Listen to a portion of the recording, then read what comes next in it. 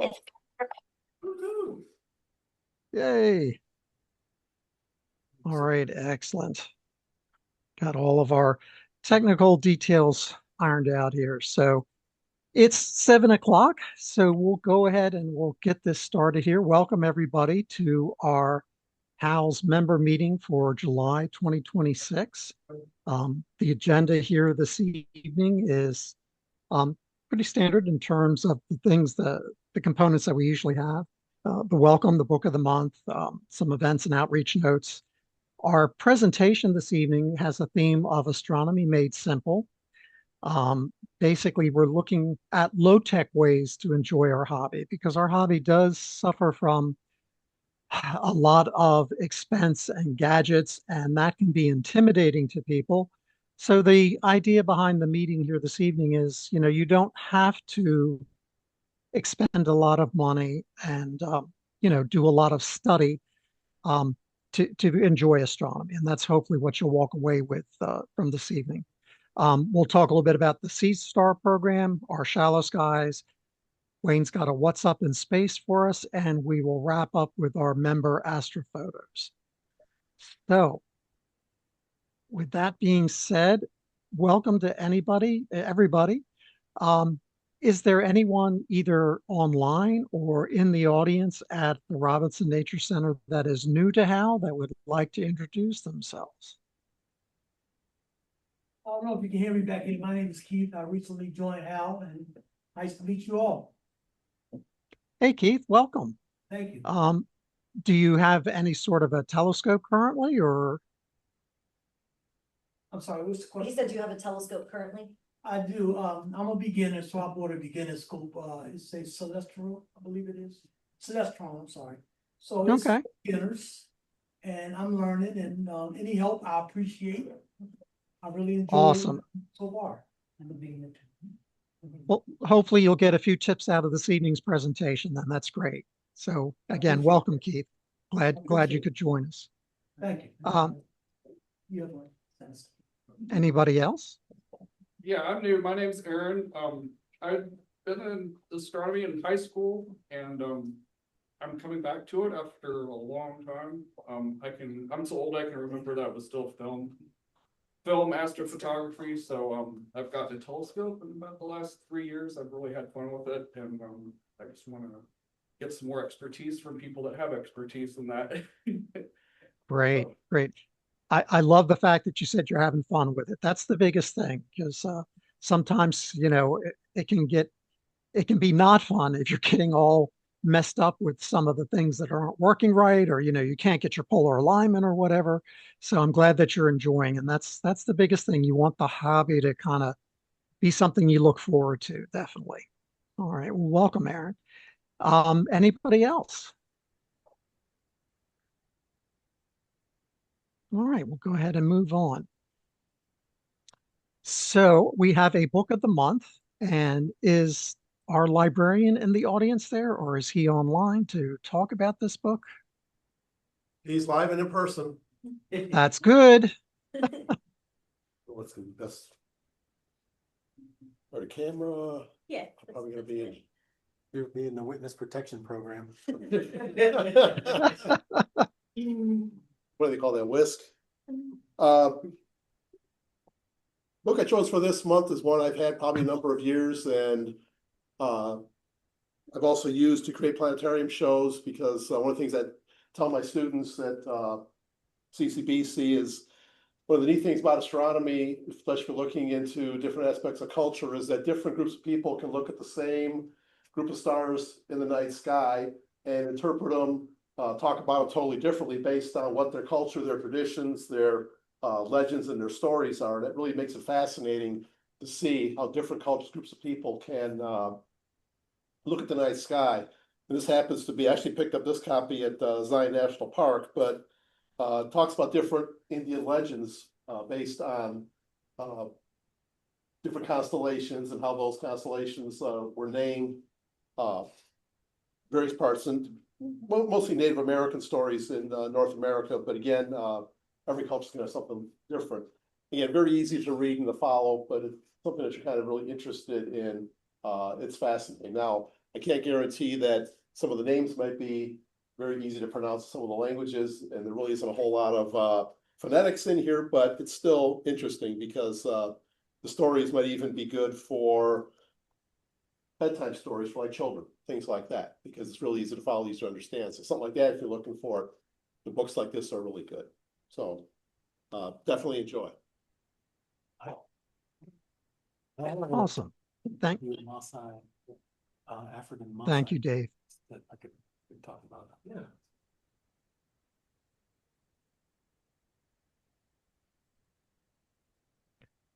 All right.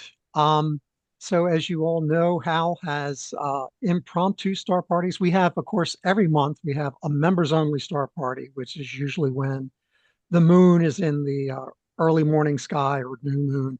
And we have the public star party when the moon is at quarter phase, first quarter. We had our public star party a couple weeks ago, and it seemed to go well. We had partly cloudy skies, but we had a really good turnout. And so hopefully that was a positive thing for the club. Um, we had a total of 4 impromptu star parties. And by the way, if you're new to the club, that is one of the benefits of a membership is that you can sign up to be on the impromptu list. And then when a key holder sees a nice night and decides that they want to go out to Alpha Ridge, they will announce it on that particular email list. And you'll have an opportunity to go out and enjoy the evening out at the Alpha Ridge grounds. So we had a total of 4. We had June 15th, that was hosted by Wayne. The 24th and 29th hosted by Ernie, and then Jose did the most recent one on the 2nd of July.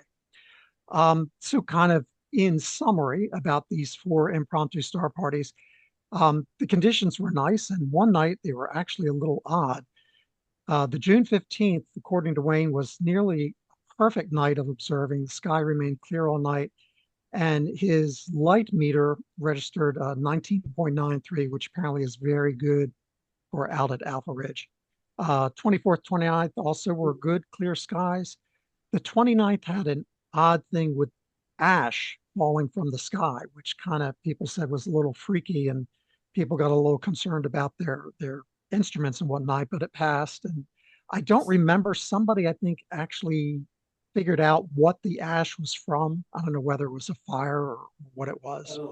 We realized that that was AI hallucination most likely because we couldn't find any other No, sources. somebody posted on the list that there was a fire at the dump, the Alpha Ridge dump. Yeah. But we Yeah. couldn't find it. That's- yeah.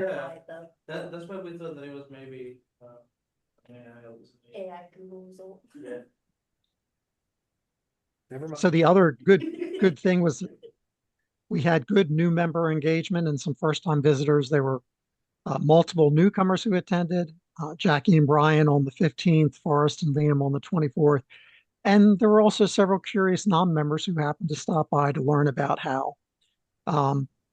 There was opportunities that were taken advantage of for some assistance and outreach, with some of the members helping newcomers with their refractors, alignment, and some basic observing tips. And there was not only imaging, but there was active visual observing across all the nights. Double stars, open clusters, Venus, M5, a whole bunch of great springtime objects were, well, I guess early summer now, but a lot of objects were viewed and enjoyed. So up next, the member star party is this coming July. I know the weather doesn't look particularly great, so keep an eye on your email if there are any updates on that. Public star party will be the 25th. And we are going to have what we call a mentoring kind of star party. We've had these the last couple of years where we have a night where we recruit several members to come out and assist those of you who need a little help. So maybe you've got your telescope, but you're having trouble figuring out a focus with a particular eyepiece, or you're having trouble with aligning it. Whatever the difficulty is, that mentoring star party is an opportunity for you to bring your equipment out and to hopefully get some one-on-one help. So I think Jose is working on setting up some mentors who will be available, and we will publish that date. Again, another important reason to be on the HAL email group so that you are aware of these sort of events as they happen. And we are members of the Astronomical League, and every year they have a convention which they call ALCON. This year it's going to be in Cincinnati, August 12th through the 15th. Program highlights are going to be lectures, workshops, observing sessions, vendor exhibits. Being a national conference, it's usually pretty good. I've been to a couple of these, and they can be very interesting with the workshops and the talks and everything. Special events, there will be tours of local astronomy facilities. And then they have a Saturday night awards banquet. And it's also fun that you get to network with other members across the nation, other people who are passionate about astronomy across the nation. You get to kind of meet and greet and talk with these folks. And this is definitely geared, unlike some other conferences, for amateur astronomers, educators, vendors, and outreach leaders. It is not a professional conference with papers geared at professionals. So if you're interested, you can go on to the website for the Astronomical League and register alcon2026.org. And then near and dear to my heart, tomorrow, the ALPO will be having its virtual conference. That will be tomorrow afternoon and Saturday afternoon. This is, again, a national convention which talks and focuses on solar, lunar, and planetary astronomy. Our keynote speaker for Saturday evening is Dr. David A. Kring. He's a planetary scientist who's known for his research on impact cratering and lunar geology. And he's going to be talking about exploring the moon in the age of Artemis and talking about the latest developments in lunar exploration and the Artemis era missions. Again, this is open to amateur astronomers. It's not, professional scientists. Anyone who really enjoys observing and learning about the solar system is welcome. Registration, you may end up needing to watch it on our YouTube channel, which I have listed here. But if you go to alpo-astronomy.org, you'll get all the details there in terms of the conference. Okay, and with that, I think we're ready to go. And Dave, I guess I'm driving here. You could potentially put it on the laptop and drive from there. But if you just want to say next slide or whatever, I can do the managing the flipping of the slides here. Either way, I mean, I'm on a flash drive just in case for technical difficulties, but well, let's give this a try. And, if we run into issues, we'll switch over to the laptop there. okay. A little bit of background story behind this was my wife and I wanted to go, and we were trying to coordinate with my retired department chair at the time, who was meeting family in Myrtle Beach. So we had booked a bed and breakfast in Charleston, and then the day before we got there, like the weather in Charleston was looking pretty lousy. So we were texting back and forth along the path of totality, saying, okay, where most likely we're going to have clearest skies. And he was saying it, cloud cover looked to be about the best in Anderson, northwest part of South Carolina, near Greenville. So my wife and I got up way before dawn that next morning. You can see how bad it was in Charleston. It was, of course, it was dark, but it was very steamy, very humid sauna. It just was totally loud. So we just jumped in the car, wondered how traffic was going to be, jumped on the interstate, no traffic whatsoever. All the way in the Anderson, no traffic whatsoever. So next slide, Jim. So again, where the path of totality was, again, those remember, it went from Oregon all down across the United States and then exited at Charleston. So again, Anderson was just, and we were just a little bit north of the center line. Next slide, Jim. I'm not sure if this link will, we can try clicking on it, see if it'll. And yeah, just kind of a little bit of a blow up of that here. So we were Yeah, if there's a way we can kind of zoom in. Yeah, right about where Anderson is. So we were, yeah, because we're just south of the center line that was there. So.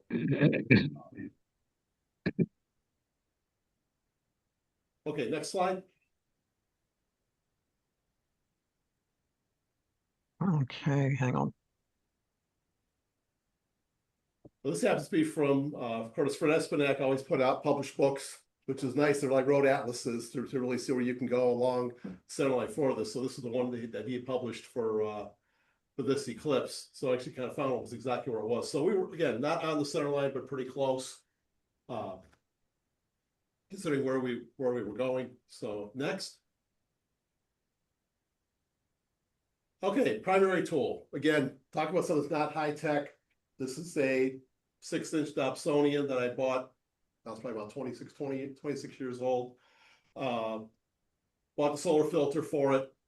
Again, it fits nicely in the back of a Honda Civic, which is what I had at the time. You basically put it in the back seat, pushing it with pillows, move the seats around a little bit, it worked. So, and I'm still using this at the college and still using this around today. So, might have to accommodate it periodically, but otherwise it's in really good shape. Next. And the camera, again, nothing high tech at this point, you know, just a typical digital camera. Open it up, put it against the eyepiece, click a shot. I admire the guy, I admire a number of you folks that do all the high tech stuff or whatever, do the wonderful pictures. It's not really my thing, but this actually worked. I actually tried this technique 5 years earlier, if you remember the Venus transit. I just happened to set up the scope in the backyard. Although where I had it was next to a fence, literally I had to hop the fence in my neighbor's yard and then lean over and put the camera onto the eyepiece. But I got a nice shot of it, and a colleague of mine blew it up on a plotter. So I use that as a visual aid for size and scale in astronomy. So again, it's worked really well. Unfortunately, a few years after that, kind of puked on me. So haven't been able to use it since. But again, it worked out real well. Next. Okay, we found a beautiful little park in Anderson to set up. So of course, we got there as early as we could. So a lot of people around. It was nice because you had those in-ground fountains, which was great for the kids on a hot day. But you can even tell, you're wondering how iffy the weather was going to be, just the amount of cloud cover. So, well, you know, you take your chances for what it is. But we found a little spot, and then I went just off to the left of the picture and set up the scope on the pavement.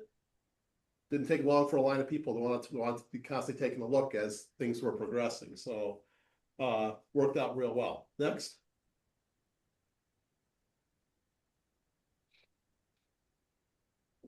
So next. You can see a little bit of some of the other folks that were there. So this guy had a nice tripod, of course, and pair of binoculars with the solar filters on them. So he was all set. Next.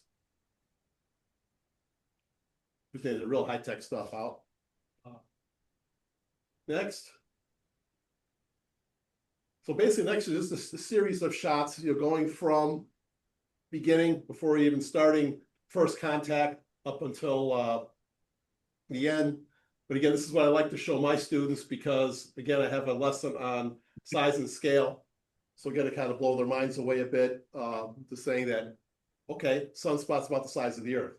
You're trying to you get that idea without necessarily using numbers that are going to just kind of blow over people's heads anyway. So next. Next. It really kind of shows the mythology about, you know, like a dragon or a bear taking a bite out of the moon. I mean, taking a bite out of the sun. Next. Oop, I think I'm out of order. Next.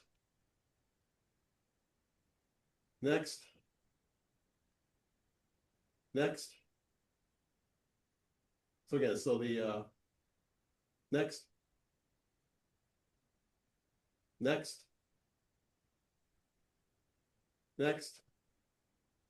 Now I can't take credit for this shot, unfortunately. Of course, first time you're seeing this, whether you've seen it or not, you get so wrapped up in all the excitement or whatever else was able to get a decent shot, but a colleague of mine was just up the road in Clemson. Got this shot, so when I thought he had, he said, "Mind if I borrow it, give you credit?" He said, "Sure." So again, you can see it's a shot like this a million times. It doesn't really replace actually seeing it live for yourself and actually being able to look at the sun without any eye protection.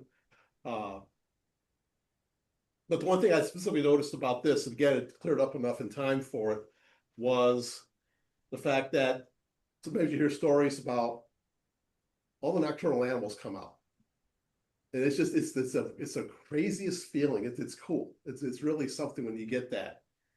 When we went to Central Ohio in 24 for there, you didn't get that quite the same effect. But maybe because it's more of an urban area, I don't know. But it was just hard to explain unless you experience it. So, okay, next. So we just start seeing coming out after full contact. Next.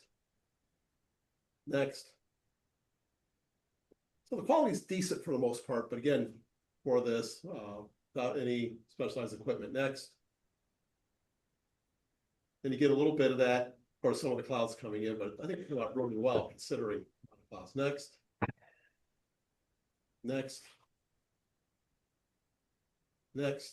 And of course, by this point, you don't have any people around because you've already seen it. So you still get a little bit of cloud cover.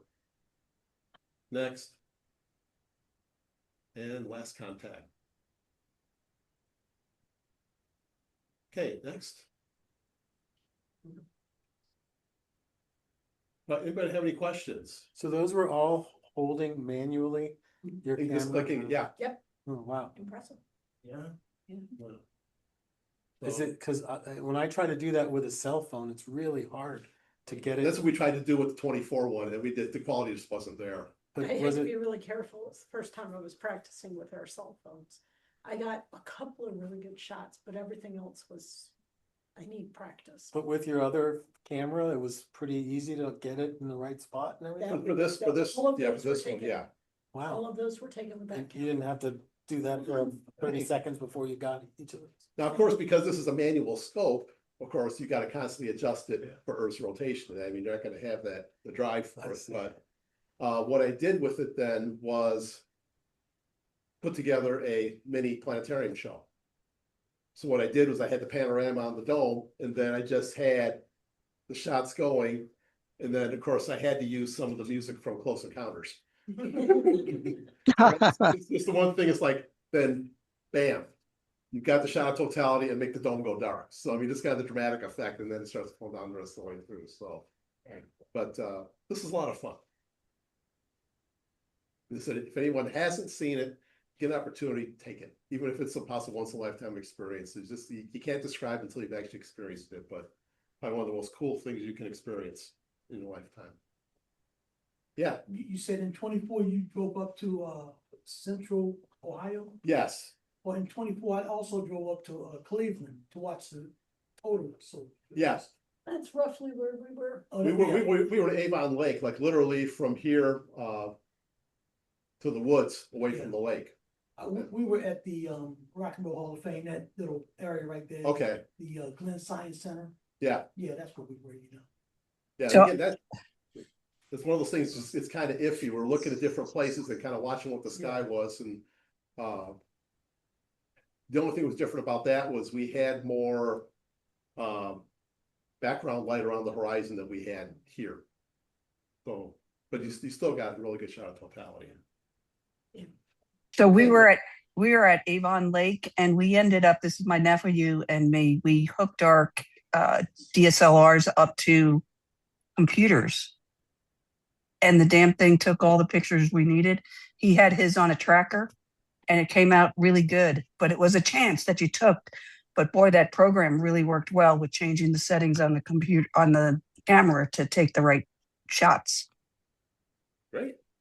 Great. Yeah, I Okay. highly recommend if you ever get a chance to be in totality, go. Yes. Yeah. Yeah. 100%. We just happened to find a Yep. field school that wasn't charging an arm and a leg to park your car. They just said, "Oh, we're raising money for the school prom." Okay, what was it? How much? Like $20. And Presbyterian church half a block away was charging like 100. Oh, my. Hey, question. Yeah, How did you track the sun with your manual Dobsonian? basically, just looking in the viewfinder, because I also have this like small filter put in the viewfinder. But then just adjusting it with the eyepiece that way. It's not high tech, it's just maneuvering it around manually. So, okay. Yeah. So you are moving around with your Yeah. hand. Mhm. Yeah, because the way the Dobsonian mount is, it's on a swivel. So you can swivel it horizontally for the azimuth and then the altitude. Okay. Raise it, yeah. Thank So, as I said, low tech, but it works. My low tech was a gutter downspout clip that was on top of my camera. And so it served as a solar finder. So all I had to do was keep that lined up and I was good to go. Whatever works. Yeah. Doesn't have to be fancy, but does the job. Does the digital camera makes it easy than a cell phone? Yeah. Because cell phone, it's a little bit difficult with cell phones because it takes some time because it has multiple lenses. Yeah, These new phones have That- 3 or 4 lenses. that's what You really don't makes know it which tricky. lens is actually focusing it. And Yeah. I have always had a problem with that. Do you think using a simple digital camera would do the job? Yeah, that's what I use. As I said, because you got one lens and one shutter to worry about. Yeah. It is a good choice to have it. If you can Even get that, today, yeah. right? I think so, yeah. Okay. Do you still use the digital camera? We can't. I don't, unfortunately. I want to take time away from anybody else, so thanks. No, and I think, Dave, it's really important that, when you're talking about the simplicity, when you're doing a solar eclipse, I know in the 2017 one, I was so focused on trying to get pictures, I didn't really get to enjoy the eclipse as much, and I corrected that problem in 2024. So, I mean, you absolutely had the right approach of, keep it simple so that you can enjoy and take in the event, and not be terribly worried about, framing and everything else that can go into trying to take photos of it. So, Dave, thank you very much. Appreciate the presentation. You're welcome. Happy to do it. All righty. So I think I am up next with, Simple My Pleasures. Give me a second to bring that up.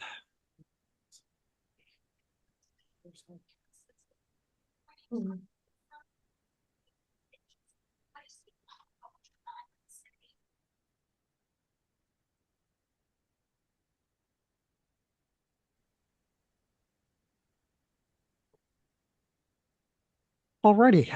So for my part, in terms of keeping it simple, I'm going to talk about using binoculars. Binoculars are not just for the birds. They actually are a great tool for observing the night sky.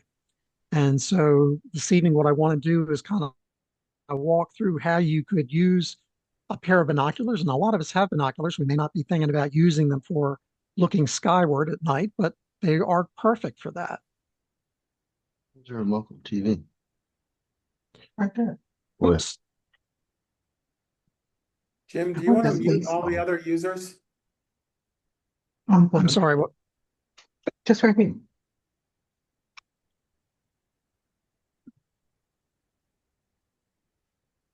I gotta find my presentation here.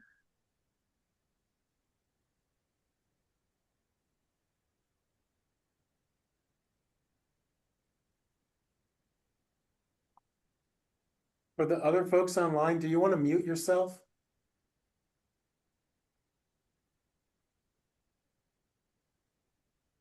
Who? You. But my, If you can mute yourself, that will be perfect. And also there's a Michael who is not muted. We haven't heard him, but just in case. I thought mine was muted. You're Sorry. not, obviously. Can you hear me now?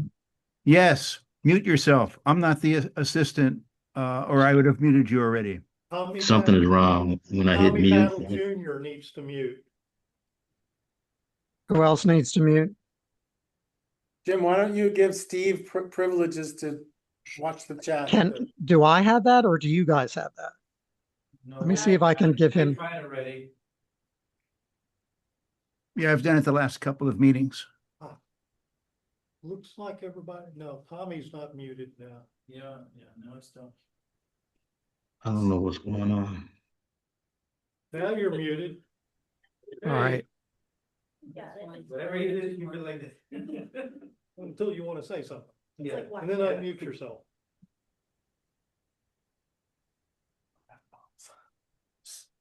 Yeah, we can edit it out.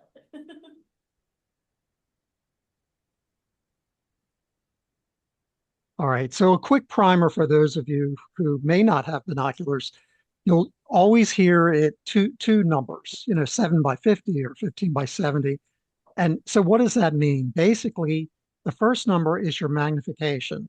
And of course, the higher the magnification, the larger the object is going to appear in your binoculars. The second number is the aperture or the diameter of the front lens, and it's expressed in millimeters. So 7 by 50 would be a 7 times magnification with a 50 millimeter lens.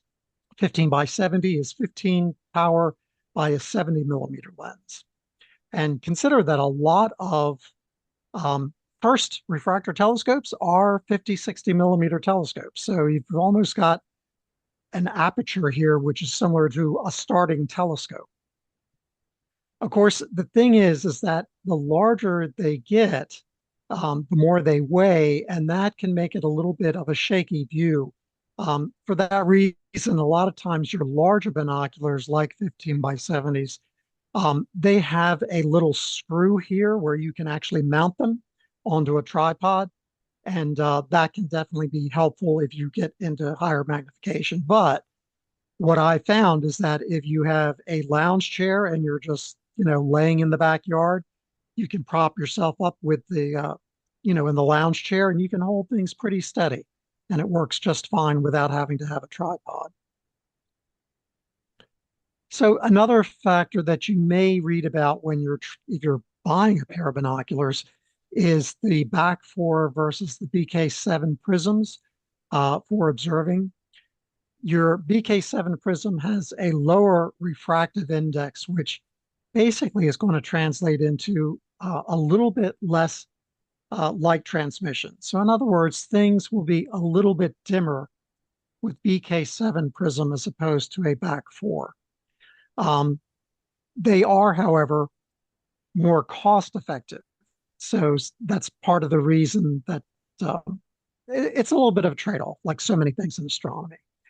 The back 4, the higher refractive index gives you a much better light transition, which can lead to brighter, sharper edges.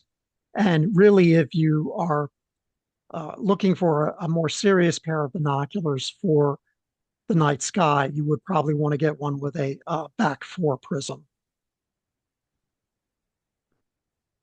So the case for binoculars, before even a telescope, to be honest. First of all, they're affordable. And that, I think, is a big thing for people who are looking to get into the hobby. You want to see whether it's something that you're going to enjoy and you want to pursue.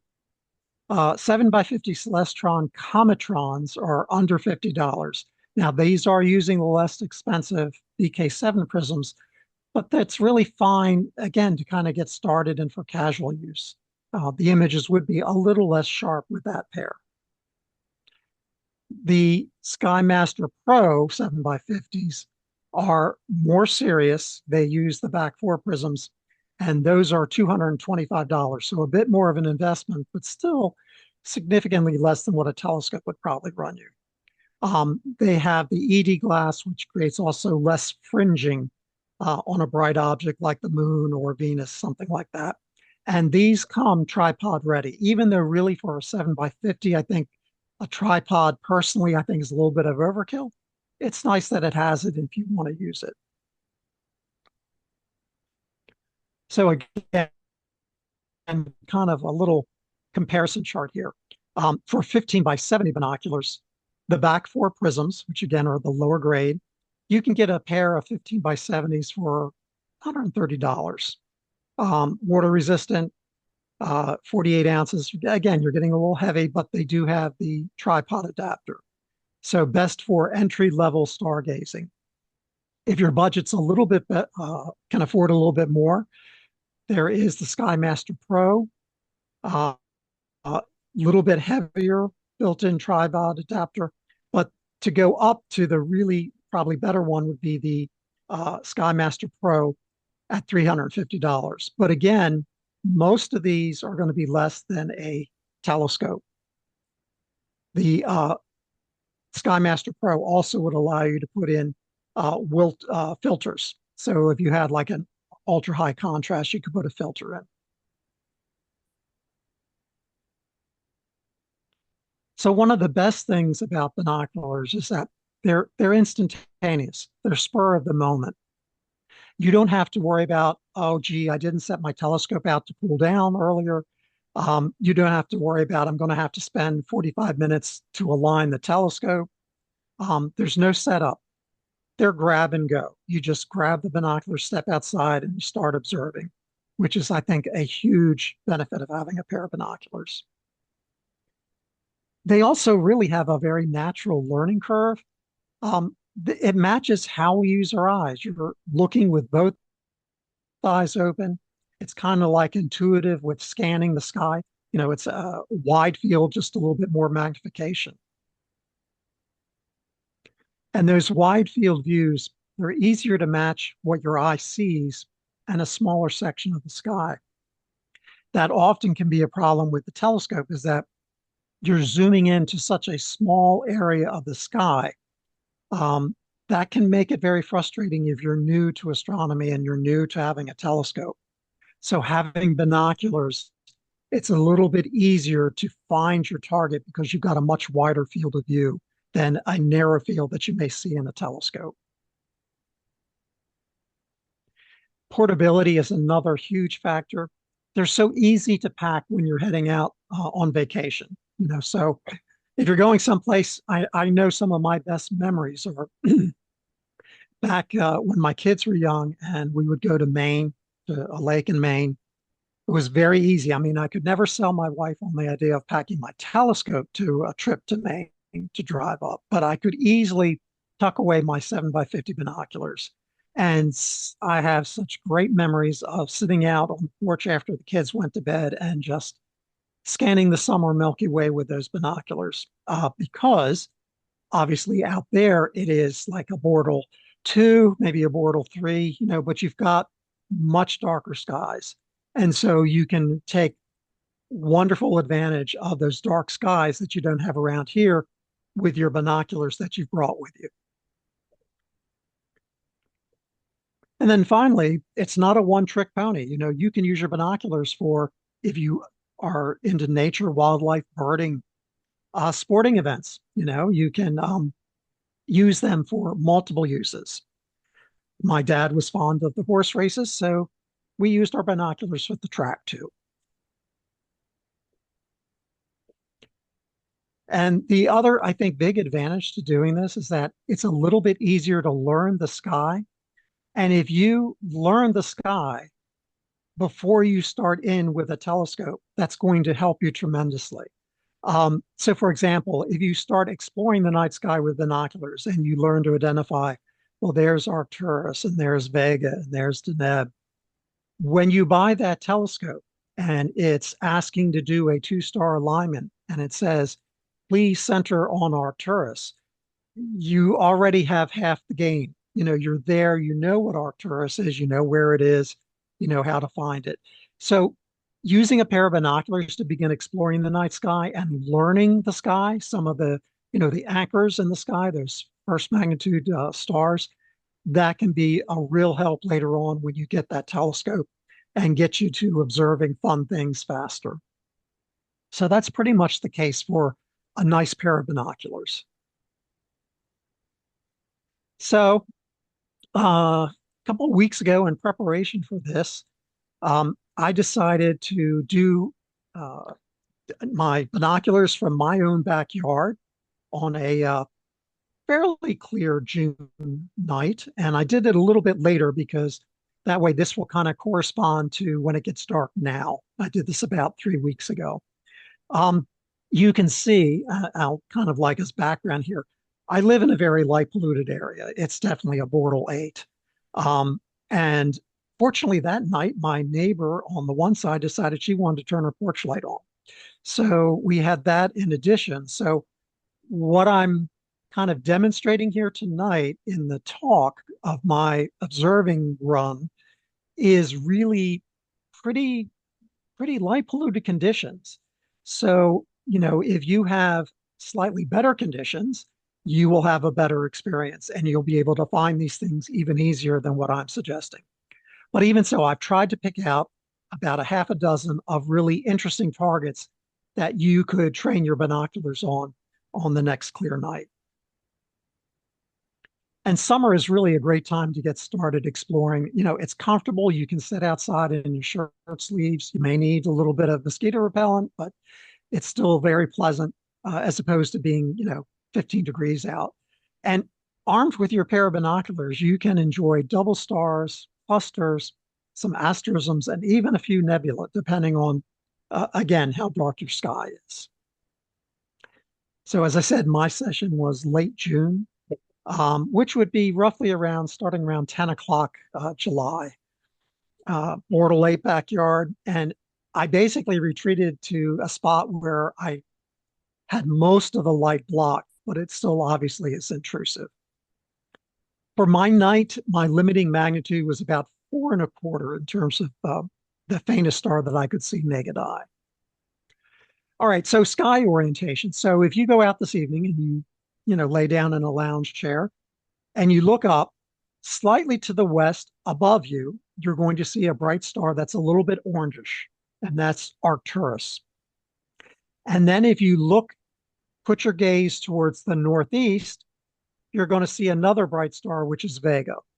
And these are two of the very brightest stars that are going to be out if you're looking up this time of year. So another thing that is helpful is you can also use one of these apps on your cell phone. And what's really cool about the technology now, if you haven't done this already, you can certainly look into doing something like this, is that you can download the app and then point it, because of the compass on your smartphone, it has the ability to sense what direction you're looking at. And so this is an Android app, constellation map. And again, it kind of like superimposes. So the other night, you're looking westward. What's that bright star? Well, that bright star is Venus, and boy, it's really close to Regulus that night. Stellarium is probably one of the best known apps. I believe it's available for both iOS and Android. And it also does a very nice job of, you can point it in the direction that you want to observe, and it will help identify, those brighter stars. So if you need confirmation of where Arcturus is, this sort of thing helps. And then I believe this one's just iOS. I have this on my iPad, which is called Star Walk. Again, the same sort of principle applies. You hold up the iPad, face it kind of towards the area of the sky that you want to look, and it will tell you what you're looking at. So these are, you can always use a star chart out of Sky and Telescope or one that's online, but these apps do help kind of confirm, yes, that is Arcturus, or yes, that is Vega. So the first thing is Epsilon Lyra. So we go to Vega and you scan a little bit to the left. Now, of course, again, contextually, this is like when Vega is in the northeast. You sweep the area to the northeast of Vega, to the left of it as it's rising in the east. There are going to be 3 stars that make up like the head of the harp. Lyra is a harp. And you'll notice right away in your binoculars that one of them is a very tight double. You can split it pretty readily in the 7x50 binoculars. And it's really cool in that both of these are white. There's not really much color there. but they are pretty equal in magnitude. So it almost looks like either a pair of eyes or, a set of headlights that are coming at you. And so it's kind of, I think it's just pretty cool. You've got brilliant Vega here off to the side, but right here you've got this beautiful double star. These lie about 160 light years from Earth, and they are about 10 times brighter than our sun. So they would be much dimmer if they were only as bright as our sun, but these are hot white stars, and so they are brighter. So the distance between these two stars, we measure distance in something called, obviously, degrees, and you can divide a degree into 60, and that becomes an arc minute. So the moon, which is about a half a degree, is 1,800 arc minutes across. And in a good telescope, each of those stars itself. So if you get a telescope, and it's probably at least, I'd say maybe 3 inches in aperture, you can crank up the magnification, and each one of these is itself a double. So that's why it gets the moniker of the double double. So again, it's kind of cool. You can see the initial double with your binoculars. And then when you get your telescope, if you go back, you're now familiar with where this lies and how to find it. Pop it into view and increase your magnification, and you'll see that each one of these splits into a very tight double. Also, this is a true physical binary. They're a true pair. They're not just a line of sight sort of double. And they lie about 0.2 light years from each other. They take about 500,000 years to orbit one another. So again, I think part of the fun in astronomy is not just, hey, I found the double double, but kind of having a little bit of a sense about what it is that you're looking at. Okay, and in the same field of view, you get a twofer, because down at the edge of your field here, you may have to move your binoculars down a little bit. So on the southeast border, there's another, and it's a wider double called Delta Lyra. And the separation here is bigger. It's about 10 arc minutes. And these guys lie much farther away as opposed to 160. These lie 1,000 light years away. So being that much further, this one here, which you're going to be able, probably, I could pick up very slightly that there's an orange color here, and this one is either whitish or a little bluish in my binoculars. So this orange one here is like Arcturus, and the other is a B sequence, which is like a whitish blue. And it's kind of, here's a challenge, can you pick up the color difference between this double here? And this one, unlike our double-double, is just a line of sight double. It's an optical double. They're not bound to each other, just a line of sight happenstance.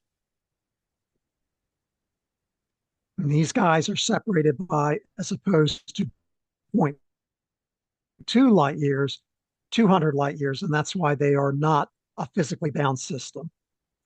Okay, so we've looked at Arcturus, which is kind of above us and behind us a little bit on the west. We have found Vega. Now we want to use our eyes to map out what is known as the summer triangle. So you go kind of over to the left of Vega and down perhaps a little bit to find Deneb. And then again, this is as Vega is rising, you just drop straight down and you can find Altair in Aquila the Eagle. So this is another important anchor in the summer sky. The summer triangle is actually an asterism. We make a pattern out of the stars. So again, this is really an important thing to be able to get your signposts down in the night sky. So Vega, Deneb, and Altair, the summer triangle. So if you take a line and you run it from Vega to Deneb, and then you go just a little bit above that line as you're heading towards Deneb, you're going to see a pair of stars here. Now I can't see that naked eye. They were a little bit too faint, but I can easily sweep them up with my binoculars, and you get Cygnus 3031. And this is again a really pretty double star. This one, again, you can kind of make out a little bit of a color difference. This is about a separation of 20 arc minutes, about 2/3 the width of the full moon. And it's another optical double. The brighter primary is an orange supergiant. Okay, this guy here is an orange supergiant, and it's 1,400 light years away. It's 200 times larger than our sun, so it would go all the way out to the orbit of Mars. And the dimmer one, 30 Cygnus, is a white-blue giant star. And so that's part of, well, the enjoyment of double stars sometimes is when you get these color differences. It can really be just beautiful to take that sort of color difference in and appreciate it. You think stars are all the same color, they're not. And especially with the binoculars, increasing the light, you're able to see the color. So this one, especially if you're in darker skies, you get a little bit better contrast and you see the color, is really a gem. It's a beautiful summer double. It gets overlooked a little bit sometimes, but again, with your binoculars, you can enjoy seeing this one. Now, the next one is a very fun asterism that is in the summer sky. It's called the coat hanger. So here, if you follow if you follow in Cygnus, the head, Deneb actually means tail. So this is the tail of the swan. This is the swan's wings. Even in my conditions, I can make out the cross. So I can make out Deneb, I can make out the central star here, and I can make out the tip or the head, which is Alberio. And that is a beautiful double star, but you need a little bit more magnification usually than binoculars. And then, of course, you got the wings. So you can look at the cross and you go to the tip here where Alberio is, below Vega. So you locate this star. So now that you have Alberio, the head of the swan, you take your binoculars and swing down to the lower right-hand side. You'll hit another fourth magnitude star. Keep going, and you're going to hit right here. This is what we call the coat hanger asterism. And you definitely will pick up this little pattern in your binoculars. And in fact, binoculars are really the way to look at this because it's such a large asterism. And as you can see here, it's also known as Colander 399. It's about 1.5 degrees, 3 times the full moon in size. So that's why binoculars really work well for viewing this. And it really does look like a coat hanger. You've got this series of stars that form a line, 6 stars that make like this straight bar. And then you've got 4 stars that make a hook. Now, the coat hanger is hanging upside down in the sky, but still you'll easily be able to recognize this. And these stars, again, this is just kind of a line of sight thing. It's not truly a cluster. We've determined that they lie at distances of 200 up to 1,000 light years from us. So they're not really associated or physically bound with one another. They're just a very attractive line of sight thing. And it's really kind of cool if you have friends and you can kind of show them where this is. You know, people are kind of like, oh yeah, I can see that looks just like a coat hanger. And an asterism basically is a visual pattern that's formed by unrelated stars, and they often lie at various distances. So as opposed to the Pleiades, which is a true cluster, an asterism like the Big Dipper or the Summer Triangle, or in this case, the coat hanger. An asterism is a term that we use for a group of stars that they're not really related, but to our eyes, they form a familiar pattern.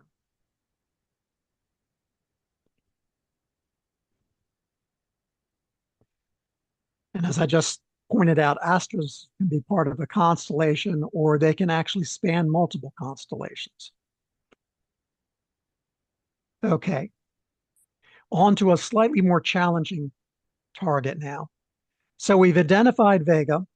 Again, over here, this would be Deneb. And then down here, as Vega is rising in early summer evenings, you have Altair.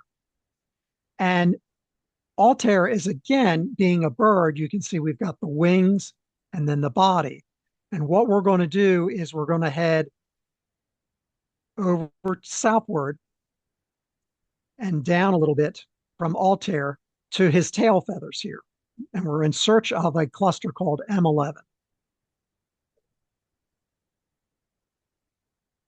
So we go down towards the end of the eagle. And in your binoculars, what you're going to see is at the end, the tail feathers, it's like a little swoop of feathers here. And you're going to go up. And then you should find right in this region here, if you're careful, and you may need to use averted vision if you're in a light polluted situation like I was, but you will notice a very fuzzy little patch there, and that is the wild duck cluster. So again, you've kind of come to the end of the tail and you've kind of arced up a little bit, and right here is a very faint little patch, misty patch, a little cloud.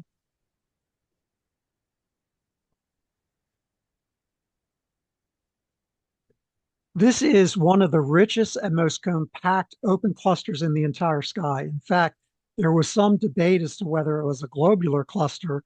Well, we've now recognized that this is actually just a very dense open cluster. And this is a beautiful target if you have a telescope. So again, you're kind of getting experience in finding some of these things so that when you do have a telescope, you can easily go in and find M11 and really appreciate it. The reason it's called the wild duck is that it actually, in a telescope, it has a little bit of like a wedge pattern, almost like a flock of geese that are flying, and that's, or ducks. So that's why they call it the wild duck cluster. This thing contains about 2,900 stars, and it's so dense, as I said, that originally they thought it was a globular. Its diameter is about 14 light years across, 250 million years old. So that's very young in terms of celestial universe time. And its distance is about 6,000 light years from us. So the fact that you're even picking this up at that distance is pretty remarkable. It shows you how bright the stars are within it. Oops. We got to get back here. All right. So now that we've done clusters, we're going to, again, kind of extend our sky here. So we started off with an anchor with Arcturus and Vega. We then used Vega to find the summer triangle with Deneb and Altair. Now we're going to use Altair and we're going to swing down below. You can find another relatively bright star, not as bright as Arcturus or Vega, but Antares.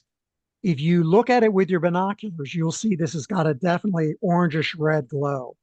And Antares is kind of like anti-Ares, Ares being Mars' name for in Greek mythology. So this is the rival of Mars, a reddish star here. But in between here, we get something called the teapot or Sagittarius.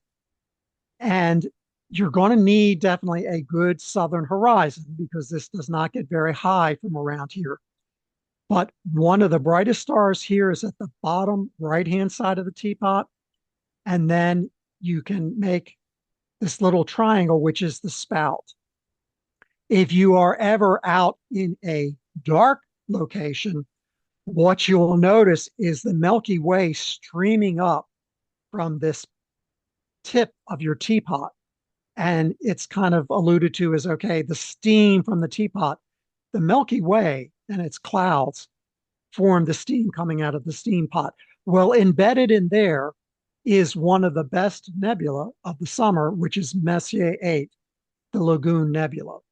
So using Altair and Antares, you can kind of drop down and let your eyes adapt, and you should be able to make out the teapot. And you're going to come up from the teapot, rise up from the teapot, and sweep this area here looking for the Lagoon Nebula. So again, here's that spout, and you come up almost directly up the spout and search this area almost a little bit. Here's the top of the teapot, almost at the level at the top of the teapot. You come out the spot, go up to about the level of the top of the teapot. And what you're going to find there is the Lagoon Nebula. It's going to be an oblong glow of light of that teapot. This is 45 arc minutes by 30 arc minutes. Again, it's oblong. Now, you may not see it that large because of the light pollution, but you definitely should be able to see a fuzzy patch here. And depending on your light pollution, you can also probably see a fair number of stars here because it's embedded in a cluster. It's a star-forming region roughly 5,000 light years away, give or minus 1,000. It's a little hard to determine for this one. And the reason that it's a little hard is that we have a lot of dust between us and this target that kind of complicates taking distances by photometry. All right, so the next item on our list here is going to be perhaps the best globular cluster in our northern skies, which is the Hercules cluster M13. So for this one, we're going to go back to Arcturus and Vega. So you know where these are in the sky, you found them. About 2/3 of the way over to Vega is the Hercules keystone. So this looks very much these 4 stars. And again, they should be hopefully visible if you are in Bortle 8 or 7, they should be visible. So you find this keystone. And again, you kind of draw a line between Arcturus and Vega, and then you come and sweep above that line. Okay, so you're sweeping this part of the keystone. And what you're going to be looking for is a very tiny little fuzzy star. So it's going to be a star that you can't get into focus. So this is the top of the keystone. You come down a little bit. There's like 2 stars. So like kind of a long triangle here. And this one here is M13. It's a round hazy patch. It's about 1/4 degree in size, forming a triangle with those other 2 stars. You're not going to be able to resolve any individual stars. I think you need at least a 6-inch with some averted vision to be able to begin to kind of resolve some of the stars in the cluster. But it's got a grainy texture that suggests it's really a rich star field. This one is the farthest object that we've looked at this evening at 22,000 light years. Hence, it's a little bit more difficult to catch. It's a little bit fainter. There are a total of 300,000 stars inside this little knot. That's just amazing. It kind of boggles the mind. And the other kind of amazing thing about this object is that it's 11 to 12 billion years old. That's almost as old as what we think that the Milky Way itself is. So this is an object that was formed early on in the history of the Milky Way. Its diameter is about 145 light years across. Okay, so again, with your binoculars being portable, the best thing to do is, go to a darker sky. So here I am where I live, and the other night at the public star party, here's where Alpha Ridge is. So you can see if I'm Bortle 8, here's Bortle 7.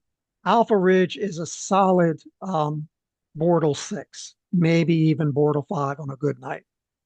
So taking your binoculars out to a dark sky site like this, again, is really going to make it much easier to find these things that I've just been talking about.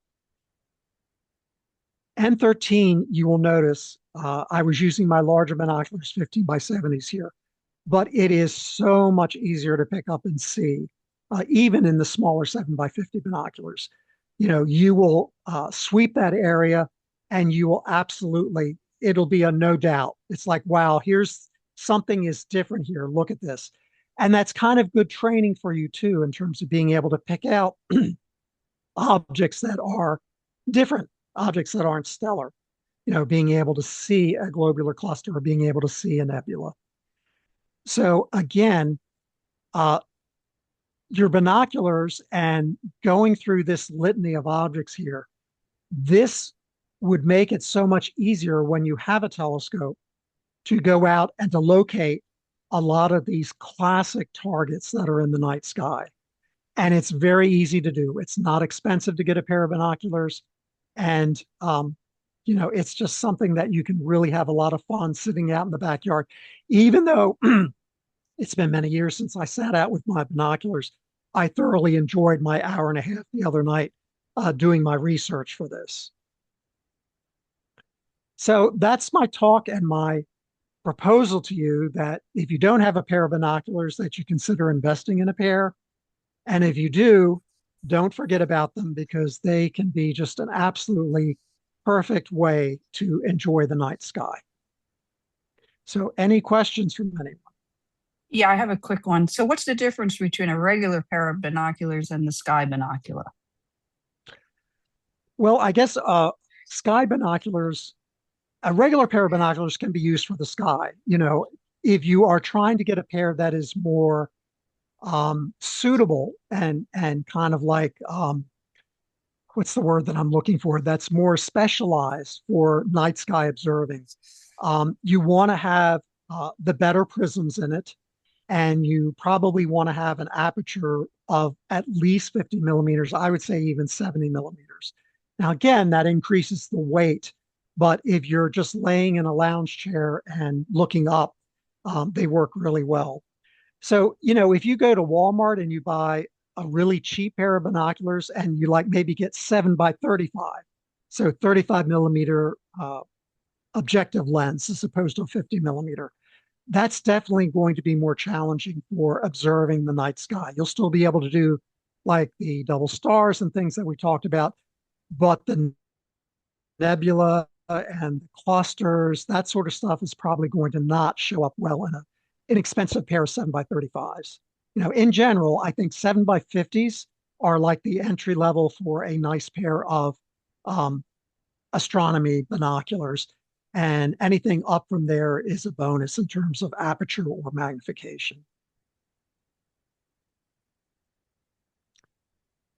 Anyone else? Hey, Jim. Jim, you talked about the objective diameter and the magnification.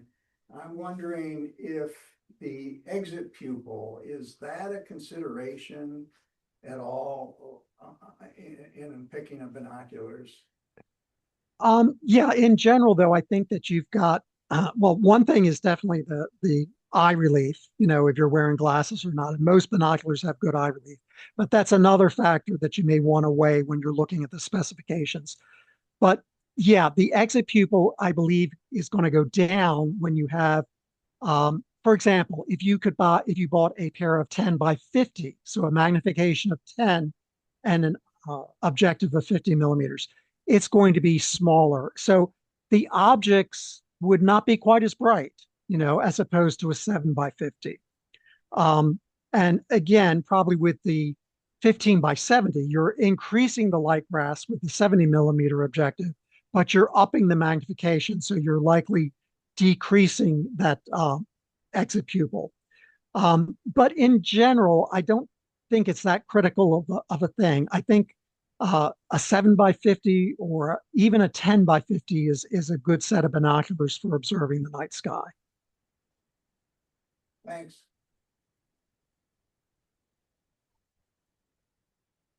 All righty. Jim, did you mention how you got those pictures that you showed? Were they from a book, or did you take them somehow with what? Basically, I kind of did some rough sketching when I was out, and then I used a combination of Stellarium and Skyhound, I think it is, the software program, to simulate what I saw. So those are basically simulations to the best of my ability of what I was seeing through the binoculars. I am not the fantastic sketch artists that we have. Some folks in the club who are just amazing at that. So I just basically, and that's a good point, Ken. You know, it's not a bad idea to take a little spiral bound notebook out with you, or one of those marble notebooks, and just jot down some notes and take a rough, do a rough sketch of what it is that you're seeing.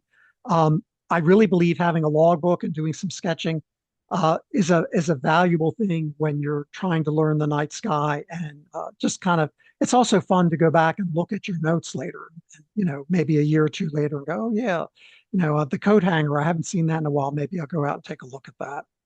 But that was all pretty much just through the magic of taking pictures and tweaking them in paint shop and whatnot. Thank you. Okay. So I wanted to ask, anyone have anything else? Otherwise, we'll. Can we get a copy of these slides? The presentation this evening will be out on the YouTube channel. And Steve, I think you also post, Steve Privet, you also post the PowerPoints, do you not? Or Well, do you... the PowerPoints don't display, they only download. So I put a PDF up of your presentation. Okay. So howardastro.org. Right. Yeah. If you want to reach out to me, I'd be happy to send you a copy of the PowerPoint. Alrighty. Let me open this. I'm going to stop sharing for a second. And is Cheryl on? Cheryl Kerr. Okay. Unfortunately, Cheryl's not with us this evening. She was going to do a talk on using your camera, your cell phone camera, to take pictures of the night sky. I do have a couple slides on that. I came prepared. So let me see if I can find that. Give me one moment. This will not be nearly as good a presentation as what Cheryl would have given, because Cheryl is an absolute phenom. She's so good with her photography. But let me at least provide a little bit of background for people here. All right, get back to the Zoom meeting.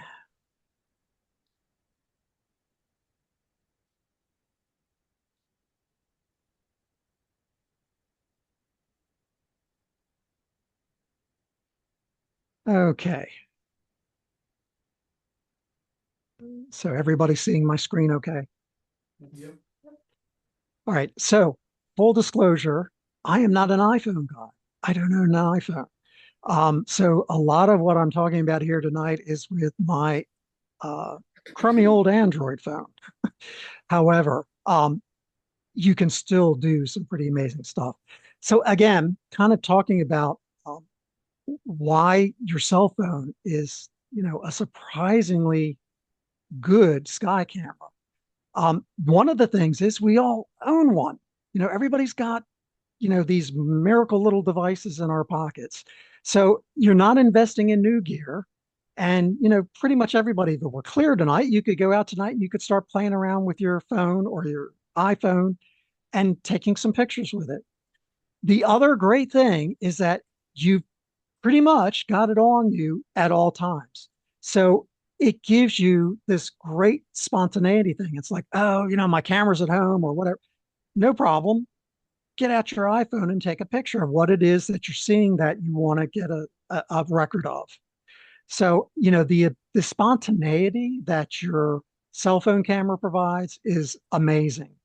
And even if you're not used to, you're kind of like a ZWO camera guy, and you should learn to use your cell phone, be it an iPhone or an Android, to be able to take some decent night sky pictures, because you never know when you're going to be out and you're going to see something, whether it's one of Elon Musk's things plunging back into the atmosphere, or hey, that I didn't realize we were going to have that nice conjunction with the crescent moon and Venus.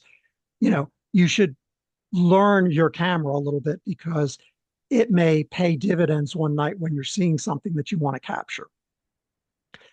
The other amazing thing about these phones nowadays is you get into computational photography, which is to say, our modern phones can like stack multiple frames. They can denoise the image. They can boost the thing detail automatically. And that's probably only going to get better and better as we go along. But it is a far cry from even, 10 years ago, maybe even 5 years ago, in terms of the uh, electronics and especially the software that they're building into the phones now.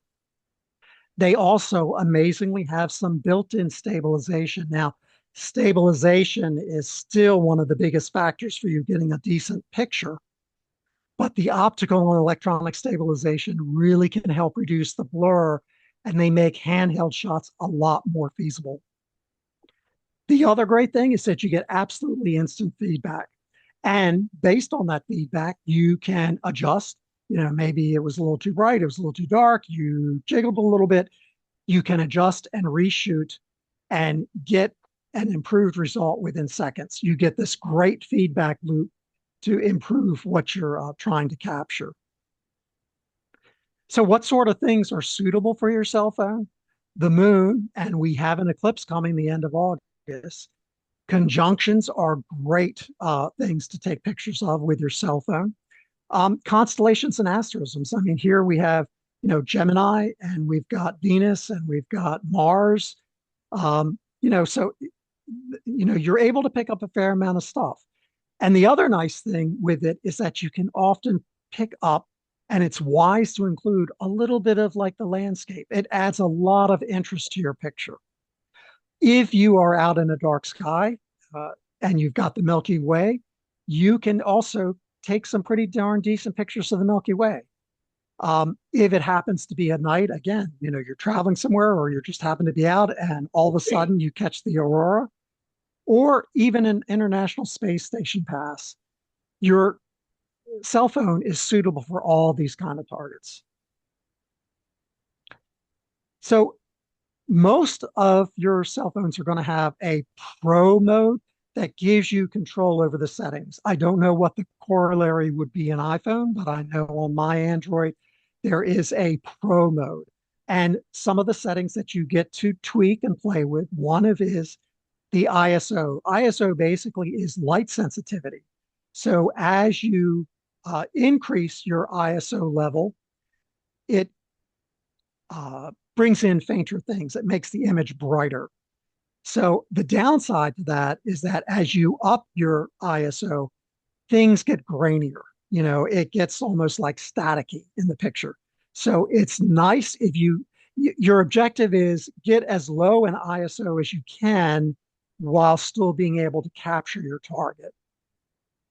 So in the Android, you basically click on ISO and this little dial here, you can either have it do automated, or you can slide the dial with your finger back and forth to adjust your ISO level.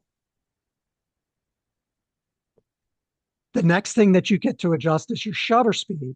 So you're going to need at least a half a second of exposure. If you're doing the moon or something bright, you can maybe do it less. And you might even need to take it up even further, like several seconds, in order to get some of the fainter stuff. And that's essential for capturing the stars, the moon, and these night landscapes. Of course, the longer exposure, it's going to let you get the fainter objects, but that's going to mean more of a need for stabilization. So I would think if you're starting to get up into the 5 to 10 second range, you may actually want to purchase a little tripod adapter and put it on the tripod, which kind of to me defeats the purpose if you're wanting the spontaneity. So to me, I think somewhere around 2 to 3, maybe 4 seconds. And if you're fiddling around with the ISO, you can get some pretty faint things there. Surprisingly good capture. For stabilization, you want to brace against a railing, a car, a tree, whatever's at hand to try to stabilize your hand when you're shooting the shot. Again, if you're being more planned about it, a tripod would work great. The next thing that you get to play with is your focus mode. So you can put it on auto, and automatic focus is good for the moon, the planets, and brighter objects. It tends to do a nice job of getting that in sharp focus. But for the stars, you're probably better off taking this and sliding it all the way over to the right to an infinity focus so that it's completely racked out in terms of the distant objects. You can get them nice and sharp.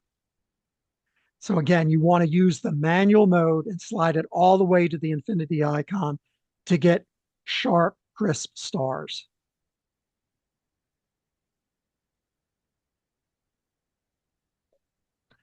And then there's the matter of white balance, which basically adjusts the color, kind of like the tint, if you will, for your picture that you're taking.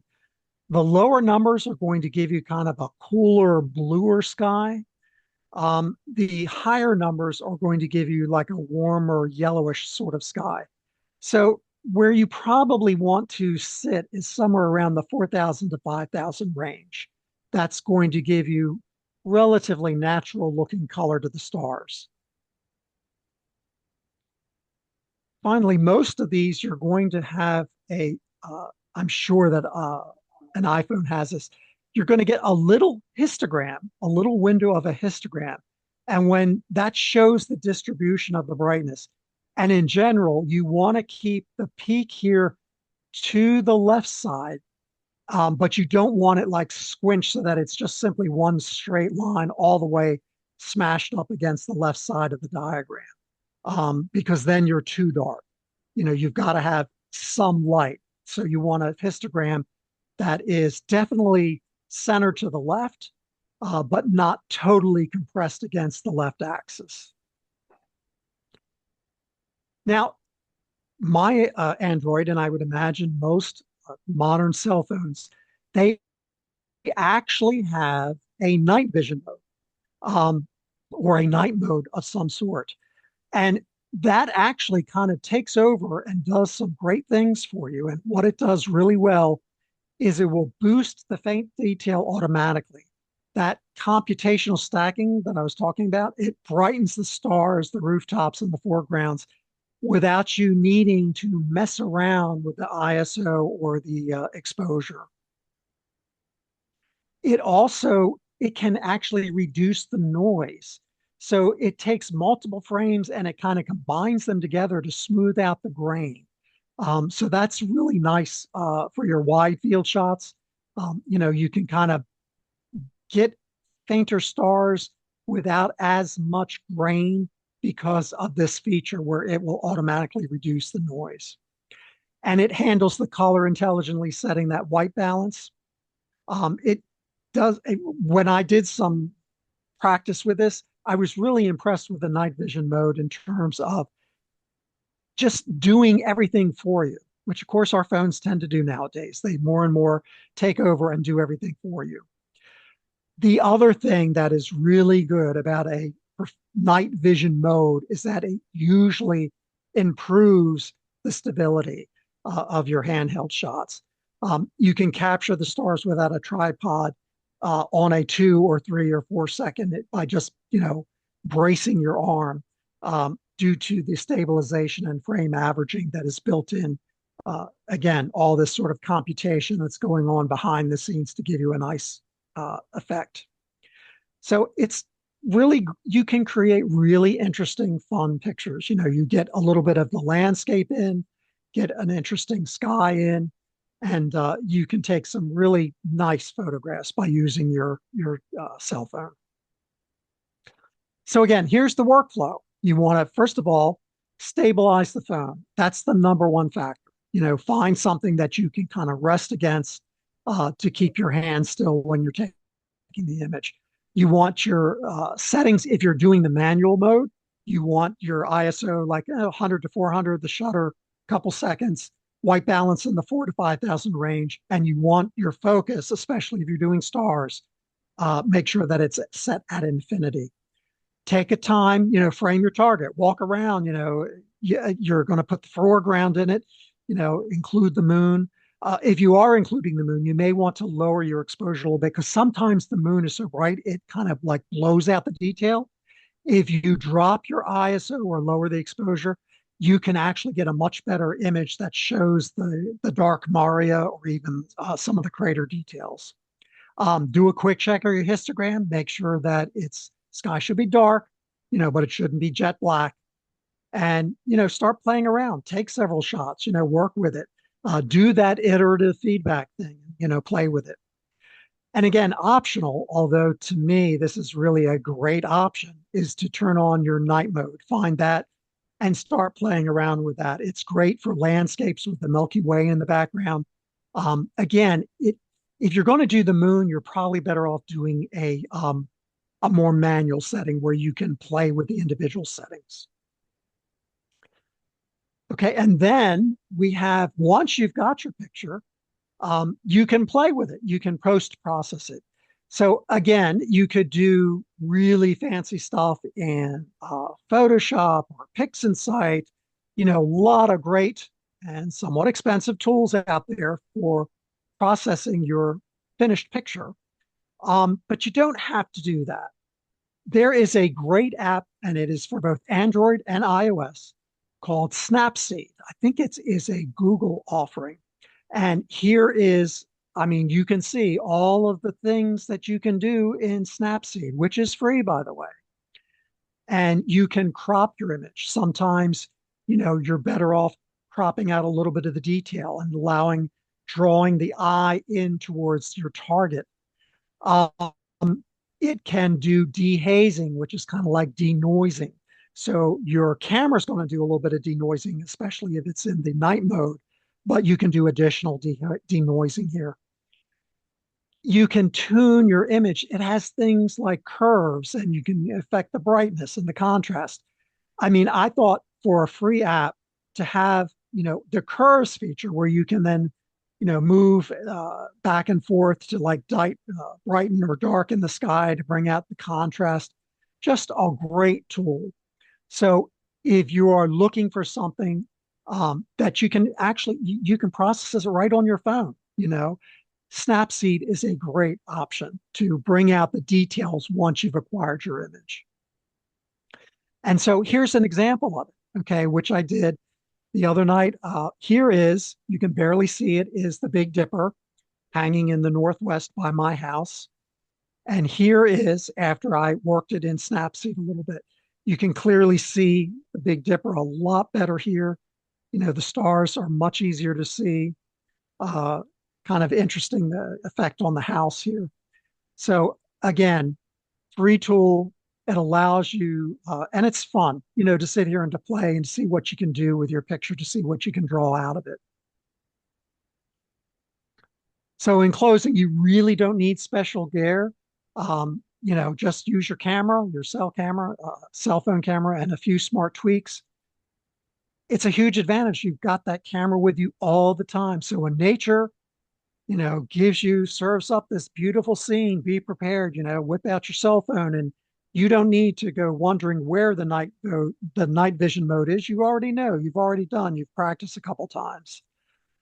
Compose the shot, try to get that interesting foreground object. Take multiple pictures, do that iterative thing, take multiple shots.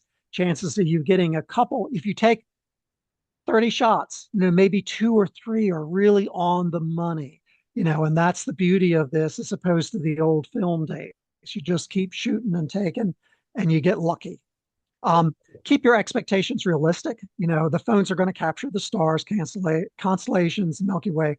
But you're not going to see Saturn's rings. You're not going to see, major features on the moon. This is more of an aesthetic than a scientific aspect.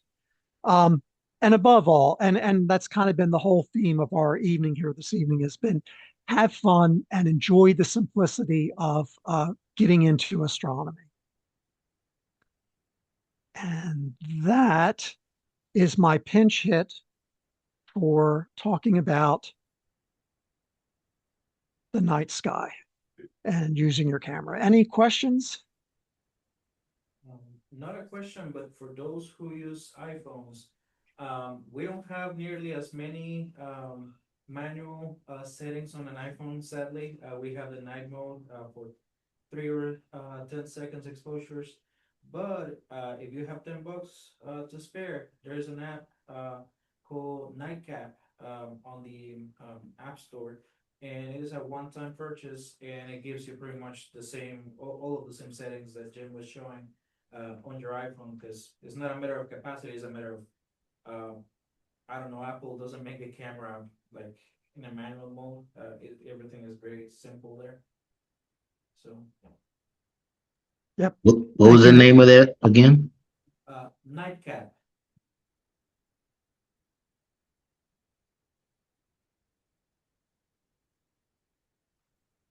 All right, let's get back to the program here then. All right, so it's that time of the evening where we have, if you're new to the club, you may not know, but we have a SeeStar 50 that the club owns, and we lend out to members of the club.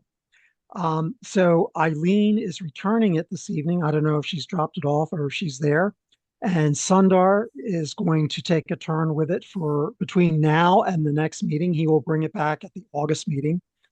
And here is a picture that Eileen took of the Bubble Nebula. And it's about a little over 2 hours of exposure time. The SeeStar is really revolutionary in terms of making this kind of photography easy. It's not hard to learn how to use it. There are multiple resources in our club. If you sign up and you get the SeeStar and you're having any trouble getting it up and running, you can reach out to one of us and we'll be glad to help you with that. The biggest question that I'm getting now is, can I take another turn? And the answer to that is yes, you absolutely can put your name back onto the wait list. The only caveat I will give is that we do prioritize club members who have not had a chance to use it yet. So if you are on our list and you haven't had a chance to use it yet, you will be ahead of somebody who has already used it once and may have signed up before you. But we're getting a lot of enjoyment out of this. Everybody who has used the SeeStar comes back and feels really positive about their experience with it. And this is one of your club benefits, to be able to take a turn with the SeeStar.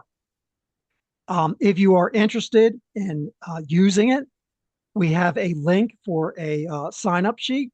You can find this link on our website, howardastro.org, SeeStar-loaner.program. And, add your name, and I will be in touch with you before the meeting when it is going to be your turn to pick it up.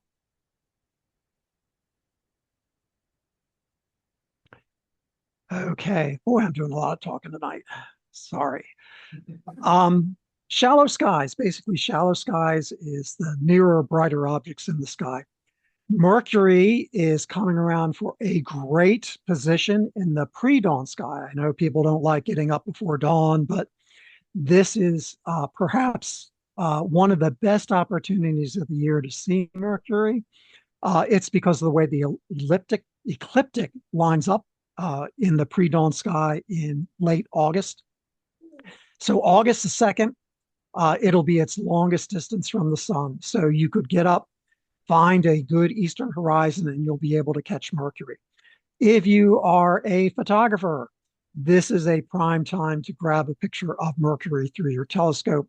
Usually you kind of get it in as it comes up, and you continue to track it as the sun rises, and you get some shots. Venus is that brilliant star in the west. It will reach half phase, which we call technically dichotomy, on August the 12th. One of the interesting things about Venus, if you have a telescope and you put this on your calendar to go look August the 12th, even though it is by geometry, it's the point at which Venus should appear as a exact, first quarter moon sort of thing, an exact half phase.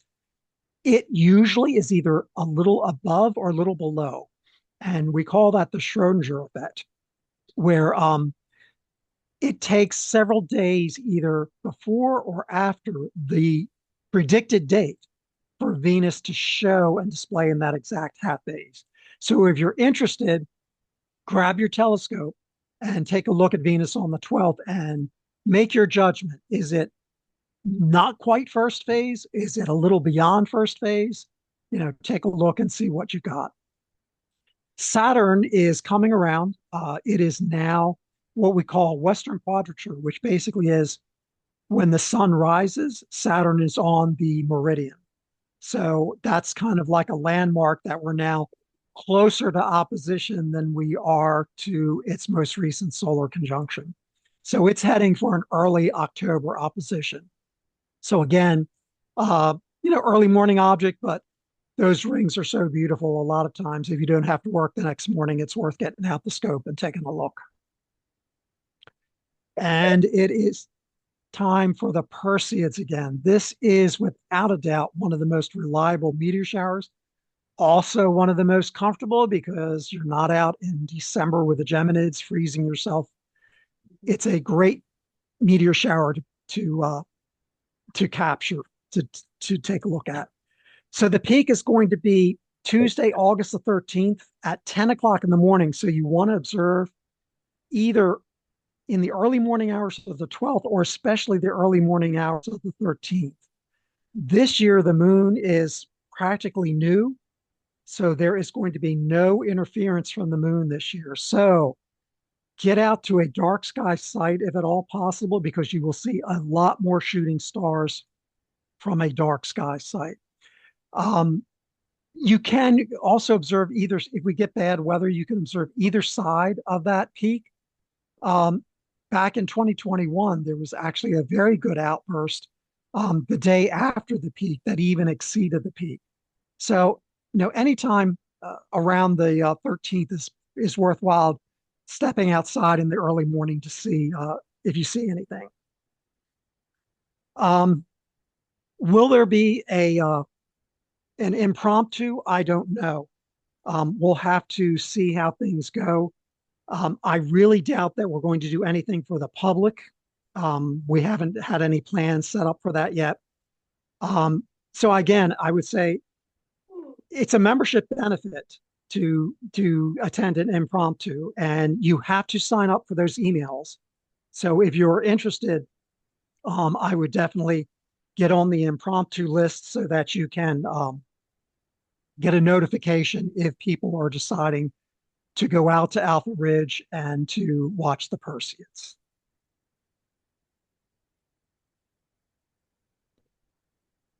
Tips: be comfortable, take a lounge chair.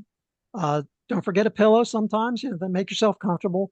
And depending on the temperatures, I have seen August nights where, you kind of want a light blanket to go with you. Insect repellent, if it's a warm, muggy night, is obviously also a recommendation.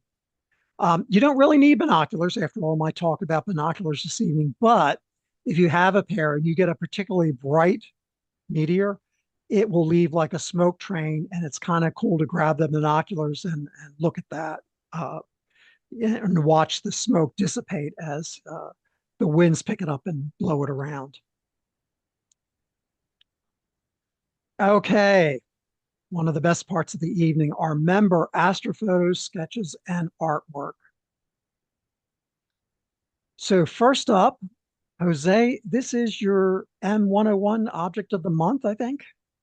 Yes, I am happy to say that I won for the first time in the 4 years I remember an object of the month. So I'm very proud of this. Yeah, that's a beautiful shot. And what did you take that with? This one, what was this? I did the RC 8mm, and I used the AC 585 monochrome camera.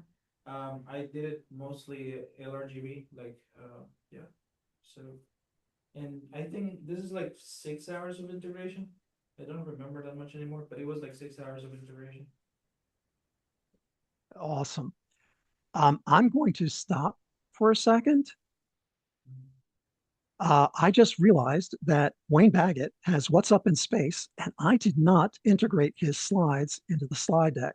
So if you guys will give me a moment, I'm going to go try to, oops, take care of that. And My apologies. I'd like to just point out that in keeping with the theme of the night, that the Perseid meteor observing would be the ultimate in simple observing. Go out and look. You just need eyes. Get comfortable.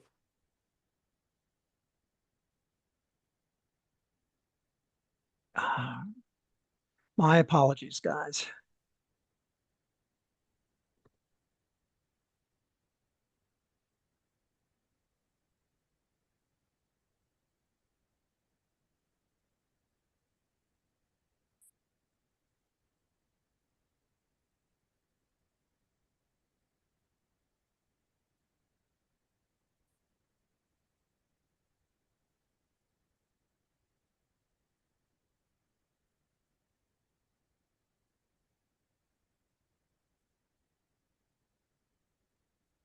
All right.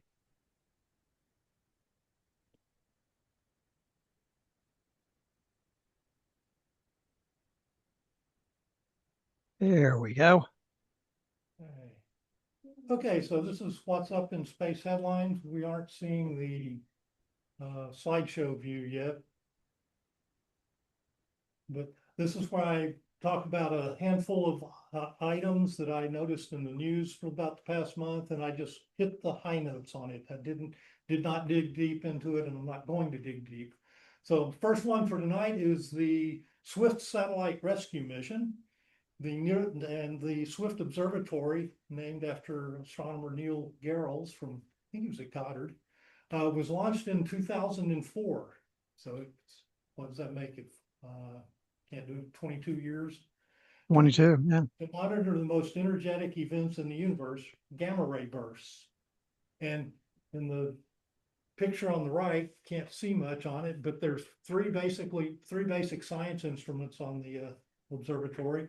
And in this diagram, kind of on the top right of it, there's something called the Burst Alert Telescope, which is a gamma ray detector that will detect gamma ray bursts and be able to locate them in the sky within about 4 arc minutes. And when it detects one of those bursts, it says, oh, and it slews the telescope around. First of all, it sends an alert to astronomers around the world, but it also slews the satellite around to point two other instruments. There's an ultraviolet telescope, an optical telescope, and an X-ray telescope that have much smaller fields of view, but they can zoom in and start collecting actual really good science data on the gamma ray bursts to try to learn what's causing the gamma ray bursts. So it swings over literally in just a couple of minutes or something. It really does move fast. Unfortunately, though, solar activity has increased the atmospheric drag on the satellite, and it's predicted to re-enter sometime this fall. And like I said a month or two ago, Catalyst Space Technologies in Arizona was contracted to try to reboost it, and they actually launched their mission on July 3rd. So their Link satellite was launched on a Northrop Grumman Pegasus rocket. I believe it is the last existing Pegasus rocket. And it was from their Lockheed's L-1011 aircraft, which is also the last L-1011 that's still flying.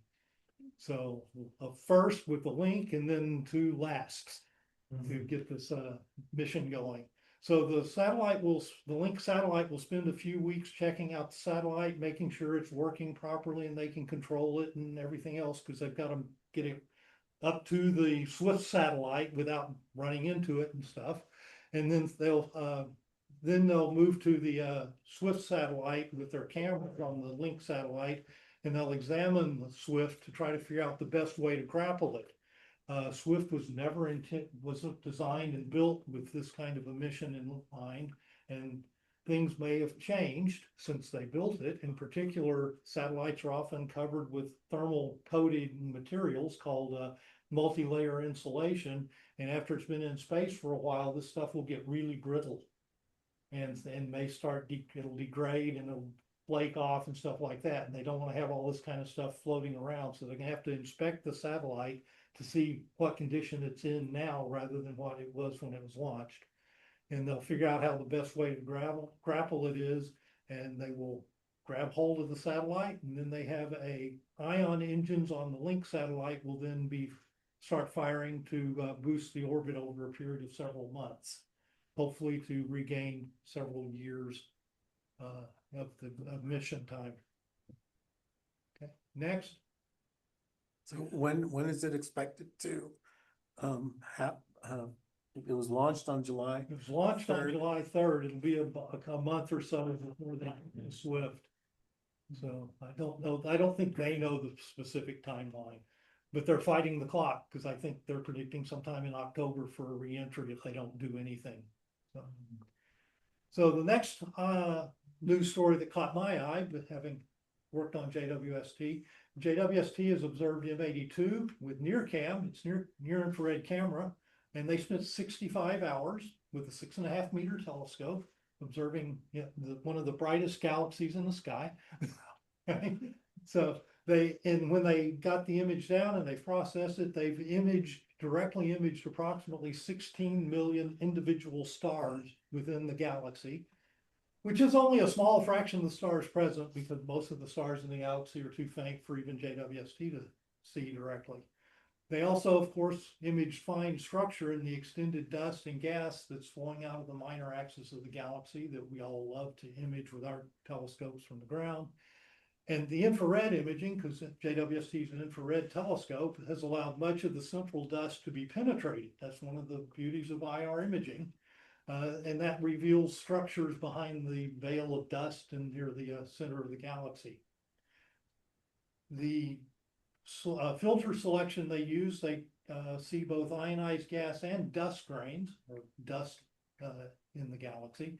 And in a moment when you see they call them yellowish strands. I don't see much yellow, but they call them yellowish strands, are actually gas ionized by intense light from the central starburst regions. This galaxy is undergoing extensive star formation, and that's causing ionized gas that you can see.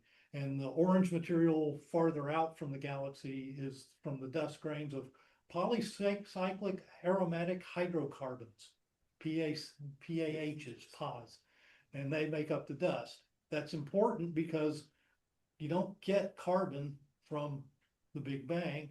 So that means carbon has to be from processed stars, which means there's been lots of supernovas to disperse carbon out into the galaxy. The imaging data should provide important information regarding the formation history of the galaxy, what's going on in this galaxy. So next. So here is a greatly reduced JPEG of the image they got from the NIRCam data. You see the color assignments over on the left. The blue is 1.15 microns in near infrared. 2 microns was mapped to cyan color. 3.35 is orange. 4.44 microns is red. And these are all wideband filters, so it's no narrow band. So if you look, you see the bluish disk. Remember, this is definitely false colored because this is IR, right? So the bluish disk is the hotter stars that you see at 1.15 microns. And if you can see from closely enough, you can actually see individual pinpoints. So it's actually seeing the stars. And then you see the big dust clouds up above and below the disk. So it's hard to see in this specific image, but there are a lot of bright points, particularly at the center, that are starburst regions in the inner part of the galaxy. And the disk has at least 2 components. You can see the bigger outer disk, and then more to the center, it gets brighter rapidly. So there's at least 2 components to the disk. The disk is slightly warped. This isn't new. We knew this from ground-based images, but the disk is also slightly warped in this image. And the inner disk actually appears asymmetric right to left. It's a little brighter on the left-hand side than it is at the equivalent distance on the left-hand side. than it is on the right-hand side at the equivalent distance. And of course, the massive outflows of the dust are just incredible. Next. This is a close-up of the same image. I literally just cropped it of the central region, and you can see all the really, really bright pinpoints there. Those are the starburst regions in the center, but you can see, you can't really see those very well from ground-based images, even with large telescopes, because you're having to look through the dust, but the infrared lets you see through it. And then you can see how the mass, the stuff coming out, I think these are the yellow tendrils that we're talking about being the ionized gas, but that's the ionized gas coming out of the disk around the starbursts.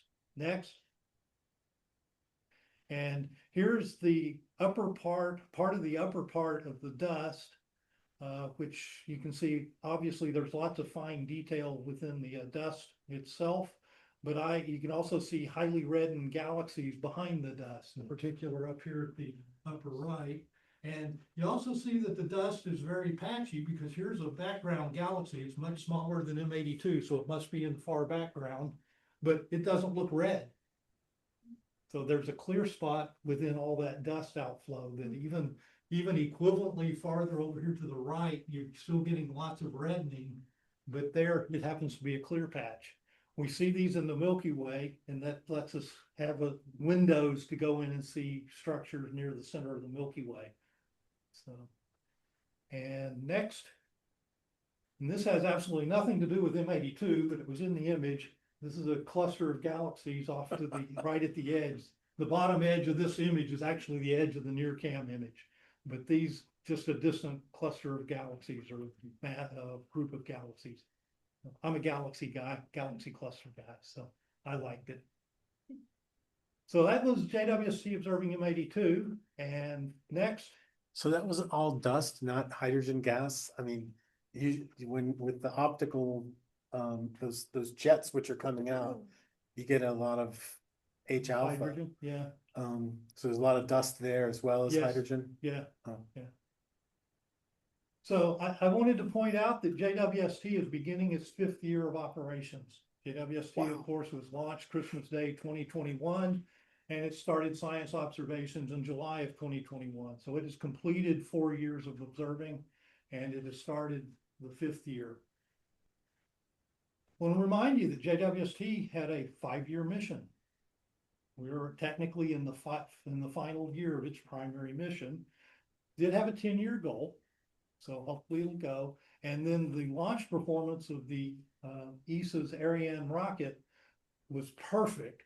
And it actually left JWST with enough fuel that they think it will last for approximately 20 years. So hopefully we will get 20 years out of it. So at some point it becomes a public and congressional decision as to whether they keep funding the mission. But the Cycle 5 observing proposal selection is complete. There was almost 3,000 proposals received, which was a record response for any major observatory for a 1-year observing time. Those 3,000 proposals requested nearly 100,000 hours of time on the telescope.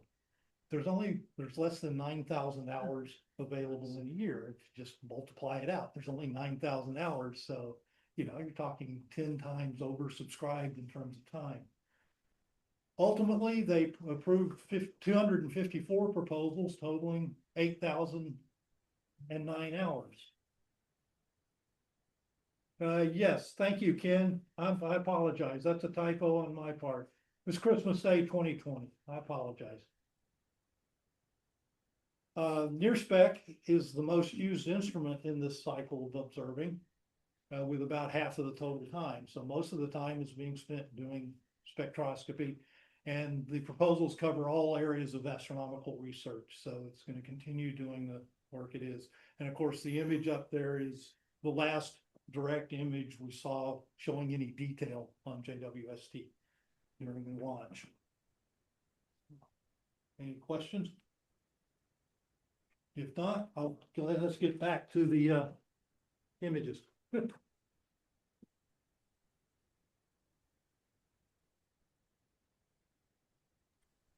That was well worth the detour. You think they'll be able to launch a rescue mission 20 years from now to L2? There is a question in the chat saying like, what about those other couple hundreds of hours that were still on the table? Why not? It turns every, yeah, you don't have to go back. Every, year, every cycle, up to 10% of the available observing time of that 8,000 hours is reserved for director's discretionary time. So the director of the Space Telescope Science Institute gets to decide who uses that 10% of the time. It sounds kind of odd to give one person that much observing time effectively, but I would say that it's been used very well in the past for targets of opportunity that, you know, nobody could have predicted when this observing proposals were requested. And it was also used for things like the Hubble Deep Field. Okay, so the time has been used very well in the past, and I have no reason to believe it will not be well used in the future. So. All right, resuming where we left off. Jose, here's your solar picture. It's gorgeous. Thank you. This one is more of the data I captured the day I met with Steve at his house to test the solar telescopes, and it's with the Lund 80 millimeters single stack. I didn't remember that I took this extra data, and I was trying to test new techniques for post-processing, and I think it turned out so well because you can see kind of like a 3D effect on some of I believe these are prominences in the front. So that was I was so excited working on this. I spent like 4 hours in post processing just trying to get as much detail as possible without like blowing anything. So yeah, really proud of this one. Unfortunately, the days that it's been clear outside is being extremely hot now. I tried one day and I got very obsessed just with observing the sun. I didn't take any more images. I spent like 2 hours just looking at the sun. It was incredible. And I'm planning to do another solar session soon. But yeah, this is so far the best solar imaging I've taken. Nice. Very nice. Thank you. And here is your whirlpool. Yeah, this one was out of fun. I think it was in during 2 of the impromptu star parties. I didn't know what to aim to because I wanted to take M16 and M20, the Eagle Nebula and the Trifid Nebula, but they were way too low in the sky at that time, and I couldn't stay longer because I had to work the next day. But M51 was pretty well located, so I decided to take a shot on it because I haven't photographed it in like 2 years. Last time was with a color camera, and I wanted to see how much better detail I could get with a monochrome camera. And I was not disappointed. It was only 4 hours of integration, and I got a lot more detail, better colors, and I believe we had the moon out that night, so even with a lot of moonlight, it turned out pretty well. But you have a new telescope too, right? You used to have that Newtonian. That was with the RC. with the carbon star. Yeah, Okay. I'm still playing with that one every time I can. Okay. It's my little baby. I take it everywhere. Nice. And Galaxy Cluster Man. Okay, yeah, this is a Bell 2151, also known as the Hercules cluster, the other Hercules cluster. This is a cluster of galaxies approximately 500 million light years from the sun. This is just less than 5 hours of exposure time in LRGB with my 8-inch telescope. PixInsight has a new tool. If you haven't looked at it, forget what it is now. Sorry, but it actually identified something like 200 catalog objects in this particular field view. And my image here, I could see like 130 of them. So there's at least 130 catalog galaxies visible in that image. Wow. Impressive. Gary, are you on? All right, perhaps not. This is Gary's capture probably earlier in the year of the Leo triplet. And as he's listed here, I think, what did he list here? How many? Whoops. Yeah, 2.5 hours of processing. No light pollution filters though. And then Gary had another one, which is the Eagle Nebula. Did a great job of that. Looks like the pillars of creation down in there. And again, about 2.5 hours of 15-second exposures. So That's with lots the of smart 15. scope. Oh, yeah, yeah. That's a Celestron Origin, which is a smart scope. That's incredible. Yep, beautiful. These scopes are getting too smart. And this is me, got up early. One of the side effects of a heat dome like what we had is that you get some very steady skies. So I got a nice image of Saturn the other morning. And that's its moon Rhea hanging off the end there. At what time do you take this one, Jim? I'm sorry? What time do you take that one, that Saturn? So 8 less 4, 4:24 in the morning.